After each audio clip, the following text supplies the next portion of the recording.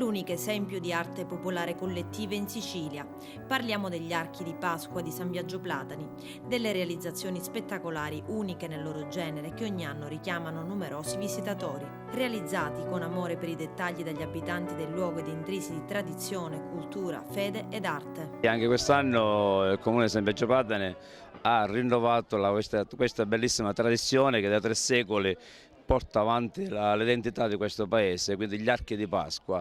Quest'anno è stata una manifestazione bellissima, ha avuto un grande successo e c'è stato veramente un tripudio, una massa di gente, turisti da tutta parte della Sicilia che hanno fatto visita a questo paese. Quest'anno, oltre alle tradizionali archi, queste bellissime strutture fatte con prodotte dalla natura, canne, salice, questo intreccio che non è solo intreccio di canne e salice ma anche di fede, di tradizione, di cultura, abbiamo voluto dare anche un tocco diverso cercando di creare delle attività collaterali. Abbiamo creato all'interno del Palazzo Municipale, aprendo il Palazzo Municipale ai turisti, facendo una bellissima mostra della contemporaneità ieri e oggi. Oltre a questo abbiamo fatto anche un percorso del gusto dell'arte che è un misto fatto di degustazione di prodotti tipici locali, ma misto anche insieme a delle mostre, a delle estemporanee di pittura e scultura, delle performance fatte di artisti, e avremo anche domenica 25 aprile un bellissimo raduno bantistico, il 12° raduno bantistico, e misto anche con degli artisti che verranno a fare ancora una volta un'estemporanea di pittura. La manifestazione dura un mese, dal giorno di Pasqua e fino al 3 maggio. Quindi potete benissimo venire a fare visita ancora a San Biagio Platani per vedere queste bellissime opere d'arte fatte veramente dall'estero, dagli sanbiagesi, delle particolarità, queste bellissime ninfe, dei quadri fatti con i cereali, quindi potete visitare veramente delle bellissime opere d'arte fatte dalla fantasia, delle mani operose di queste bellissime, da questa gente laboriosa come i sanbiagesi. A San Biagio Platani non solo fede, cultura, tradizione ma anche arte. Lei è uno degli artisti che espone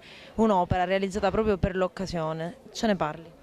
Sì, principalmente arte, tutto questo contesto è arte collettiva fatta da tutta una comunità, ma questa comunità dedica anche uno spazio adiacente agli archi, alla navata degli archi centrali per un'opera contemporanea. Quest'anno mi sono voluto dedicare un po' al mito di Trinaco, cioè collegandomi un po' a quello che è il tema dell'anno, l'Expo di Milano, nutrire il pianeta, cioè riprendere tutta quella che era la buona pratica della sapienza contadina nella produzione del cibo e nella produzione dei mezzi per il trasporto e la produzione del cibo. Mi sono dedicato alla realizzazione di un carretto siciliano, il carro di Trinaco, realizzato in pietra lavica.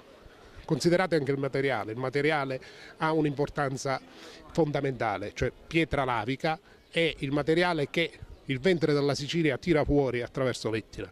Gli archi sono divisi in 2 parti, sono una metà le chiamiamo Signorara di Gesù e metà sono da Madonnara.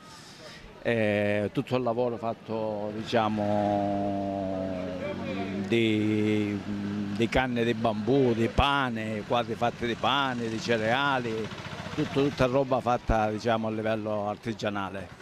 C'è un grande lavoro e bisogna dare merito a tutti questi ragazzi, c'è gente pure che lo fa come volontariato e come dicevo prima viene parecchia gente, però secondo me una roba del genere dovrebbe essere più pubblicizzata e più valorizzata perché è una cosa molto importante.